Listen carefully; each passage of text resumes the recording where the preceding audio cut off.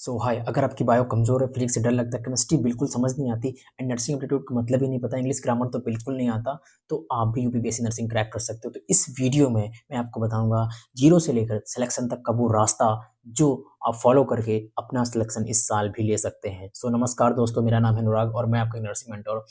ज़्यादातर दोस्तों जो स्टूडेंट होते हैं वो ना सोचते हैं कि यूपीपीएससी नर्सिंग क्रैक करना सिर्फ टॉपर का काम है। लेकिन सच्चाई तो ये है कि ये एग्ज़ाम स्ट्रैटेजी प्लस कंसिस्टेंसी से क्रैक होता है, टैलेंट से नहीं। सो आज की इस वीडियो में मैं बताऊँगा आपको कि हर सब्जेक्ट को कैसे पढ़ना है, हर सब्जेक्ट में कैसे मास्टरी करना है, कितने मॉक टेस्ट देने चाहिए, कितना रिवीजन करना चाहिए और कब-कब मॉक टेस्ट को एनालिसिस करना चाहिए। सो बिना टाइम वेस्ट के वीडियो को स्टार्ट करते हैं। वीडियो को शिद्दत से देखना क्योंकि ये वीडियो आपके लिए लास्ट स्ट्रैटेजी होनी चाहिए।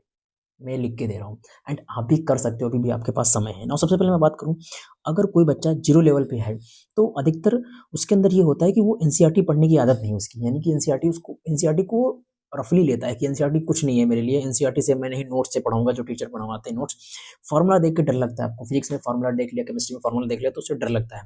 एमसीक्यूज़ आपके बनते नहीं एंड डेली रूटीन्स आपसे बनता नहीं, कहीं 10 घंटे पढ़ लिया, कहीं 3 घंटे पढ़ लिया, कहीं कुछ दिन पढ़ा ही नहीं, कहीं ब्लिंक रहे पूरा दिन। एंड दिमाग में ये मोटिवेशन चलता रहता है कि ये मैंने इस बैच पे मैंने ये बैच तो ज्वाइन कर ली, लेकिन क्या इस बैच से मेरा हो पाएगा? मैं इतना वीक था एंड क्या मेरा हो पाएगा? इस साल भी मैं कर पाऊँगा कि नहीं? इतना अच्छा से मेरी प्रिपरेशन नहीं। देखो, मैं आपको एक ही क्लियर करना चाहता हूँ कि जितना भी टाइम है, अपना 100% ऑप्टिमाइज़ करो। उससे जो इन आउटकम निकलेगा उससे जो आउटकम निकलेगा वो आपको डिपेंड नहीं करेगा अगर आप कंसंट्रेटेड होके पढ़ेंगे। अगर आपने 100% दिया किसी भी चीज़ को लेकर, यू विल बी सिलेक्टेड। अगर आपने किसी भी चीज़ को 100% नहीं दिया तो कैसे आप आउटपुट सोच सकते हैं कि यस 100% आउटपुट आएगा? यार मैं तो यही कहूँगा कि अगर आपको लग रहा है कि मेरा प्रिपरेशन अच्छा नहीं है, मैं इस साल नहीं कर पाऊँगा, तो घरवालों को सीधा बताओ कि यार मैं इस साल नहीं कर पाऊँगा। और मैं आपसे ये भी कहना चाहता हूँ कि अगर आपको लगता है कि मैं नहीं कर पाऊँगा, तो आपको एक चीज़ डिसाइड करनी है कि मेरे सब्जेक्ट कितने स्ट्रॉन्ग हैं। अगर आपकी फिजिक्स, केमिस्ट्री, बायो स्ट्रॉन्ग है, इंग्लिश ग्रामर स्ट्रॉन्ग है, नर्सिंग एप्टीट्यूड स्ट्रॉन्ग नहीं है, तो यार घरवालों को बताओ कि मेरा एक सब्जेक्ट स्ट्रॉन्ग नहीं है, मैं इस साल सिर्फ 5 सब्जेक्ट की तैयारी कर रहा हूँ। क्लियर? जितना अपने आप से झूठ बोलते जाएँगे, उतना ये दिमाग तुमको पागल बनाता जाएगा। नाउ पार्ट नंबर 2 की बात करूँ तो यूपीपीएससी नर्सिंग एग्ज़ाम का जो पैटर्न होता है सभी को पता है कि टोटल क्वेश्चंस कितने आते हैं, 120 क्वेश्चंस आते हैं, 120 मार्क्स का होता है, कोई भी नेगेटिव मार्क नहीं है, तो इसीलिए इस पेपर को रिस्पेक्ट देना स्टार्ट करो। एंड आपको पता है कि जो मोड होता है वो ऑफलाइन मोड होता है।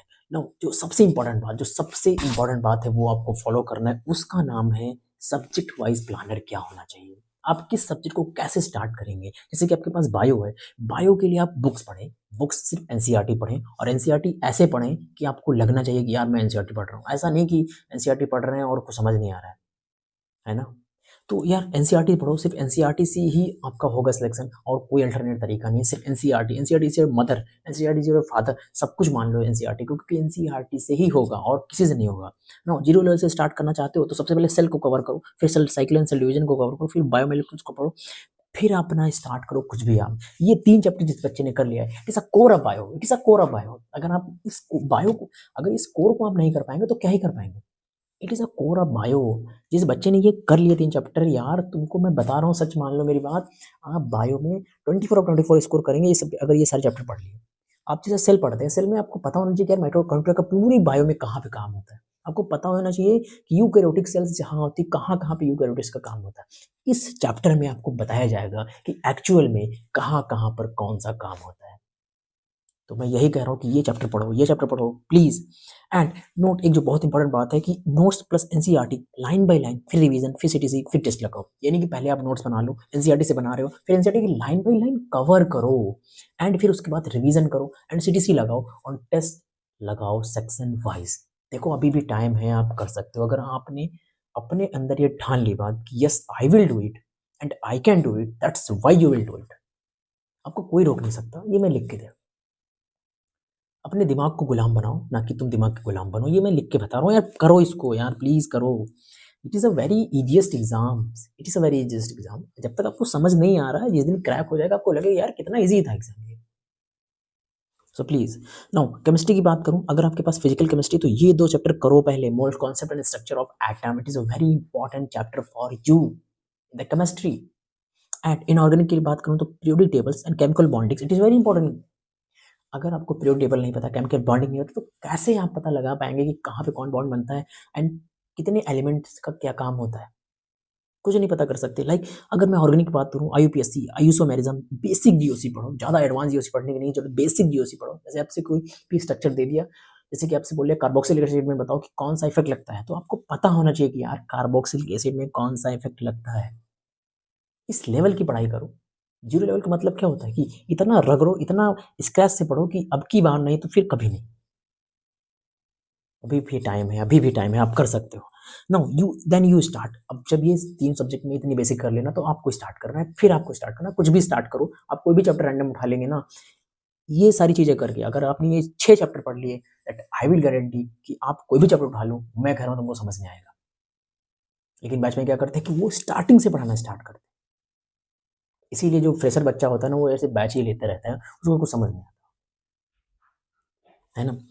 नाउ पाथवे क्या रहने वाला है, आप पहले नोट्स बना लें एंड रिवीजन कर लें, एनसीटीसी कर लें, एनएसटी लगाएं, फिर उसके बाद शॉर्ट नोट्स में देखो। मैं समझ रहा हूँ कि आप हर एक बच्चा जो नर्सिंग की तैयारी कर रहा है, वो हर एक बच्चा इनरोल है किसी न किसी बैच में। उसको समझ नहीं आ रहा कि यार, क्योंकि वहाँ पे कोई मेंटोर नहीं है, क्योंकि वहाँ पे कोई गाइडर नहीं है, वहाँ पे जो टीचर है वो आपसे बात नहीं करते।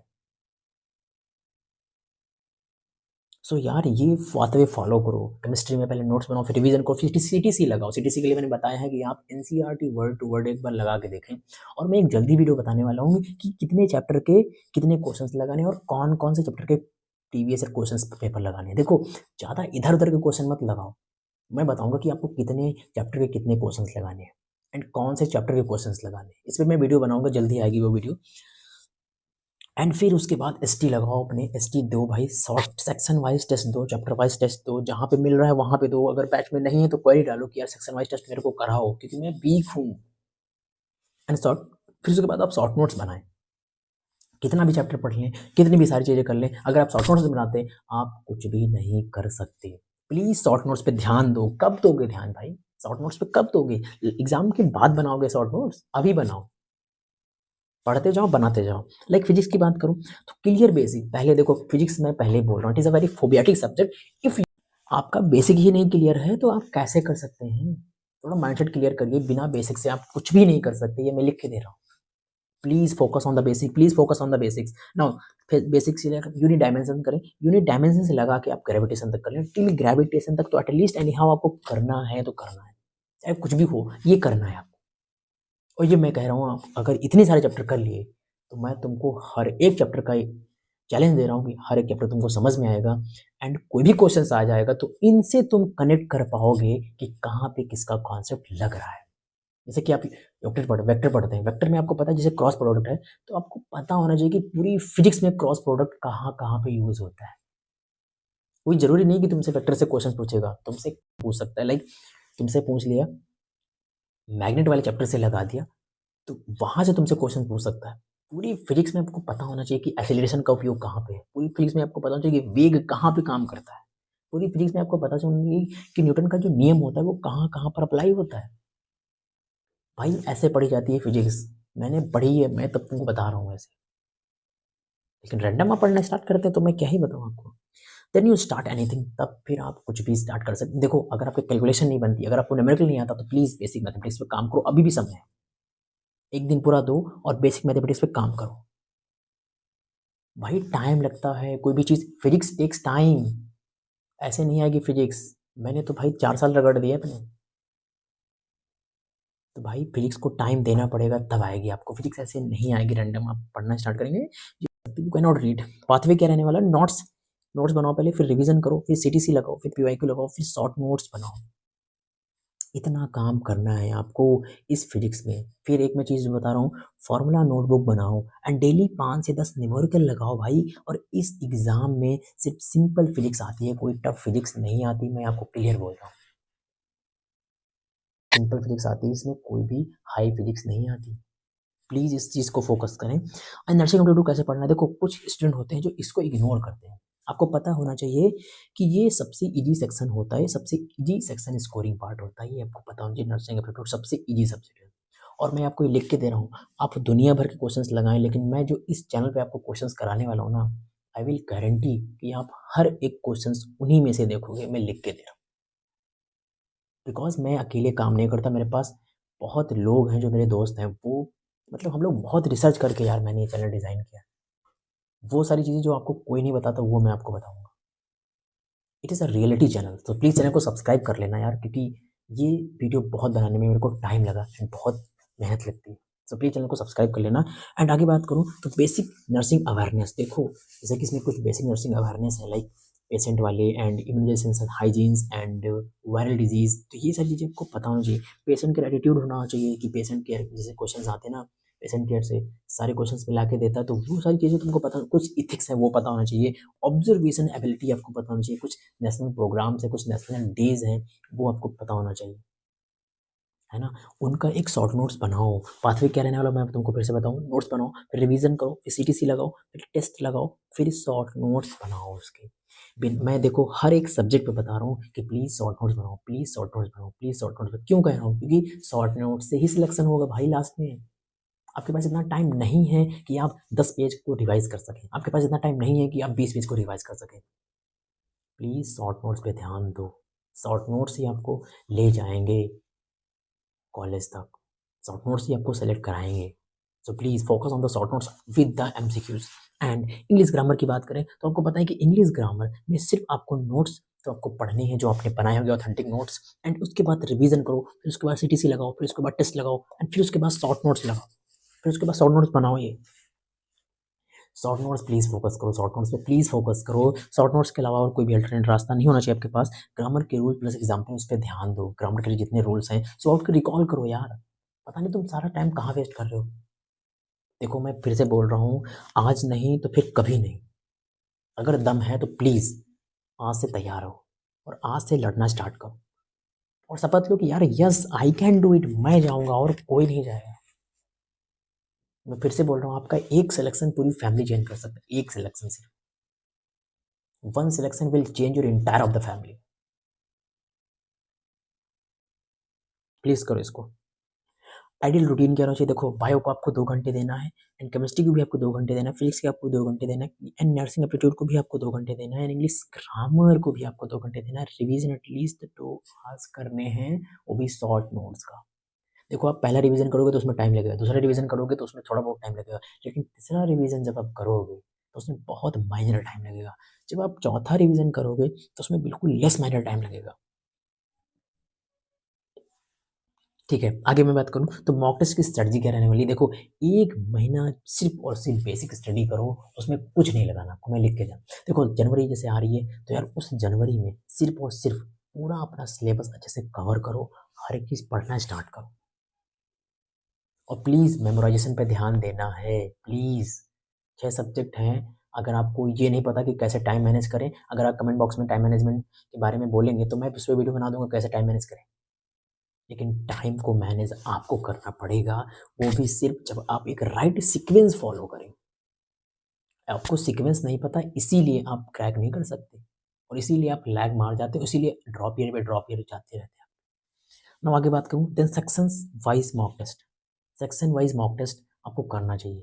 देखो यार मैं आपको बताऊँ, देखो मैं कॉलेज तो दिन भर रहता है मेरा कॉलेज, फिर ये जो वीडियो होती है मैं रात को रिकॉर्ड कर लेता हूँ, मैं टाइमिंग पे लगा देता हूँ, आपको मिलती रहती है।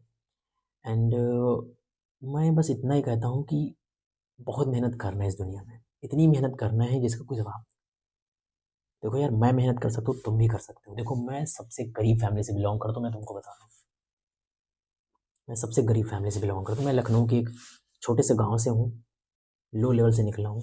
सो अपने हालात को कभी, अपने घर की परिस्थितियों को कभी हालात और उनके जितने भी बुरे हालात हैं उनको यार अपनी एक्सक्यूज़ मत बनने दो प्लीज़, वरना वो आपको खा जाएँगे एक दिन, मैं लिख के दे रहा हूँ। तो फाइनल फेज़ क्या होनी चाहिए कि वीकली में मॉक टेस्ट आपको देना है। वीकली एक फुल मॉक टेस्ट दो, जो आपको फाइनल फेज़ में होना चाहिए और लास्ट के 2 मंथ्स मॉक टेस्ट आपको पर डे लगाने हैं, चाहे सिलेबस हुआ हो, चाहे ना हुआ हो। ये मॉक टेस्ट आपको पर डे लगाने हैं तो लगाने हैं। नाउ आगे मैं बात करूँ, जब हम मॉक टेस्ट लगाते हैं तब उसको आप उससे आपको अटेम्प्ट कैसे करना वो आपको पता चलेगा। फिर उसके बाद speed plus accuracy plus fear, ये सारी चीज़ें आपको करनी पड़ेंगी। ये सारी चीज़ें आपको करनी पड़ेंगी, तब जाके ये सब इम्प्रूव होंगी।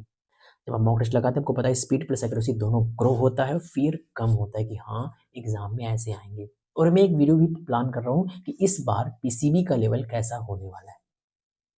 ठीक है।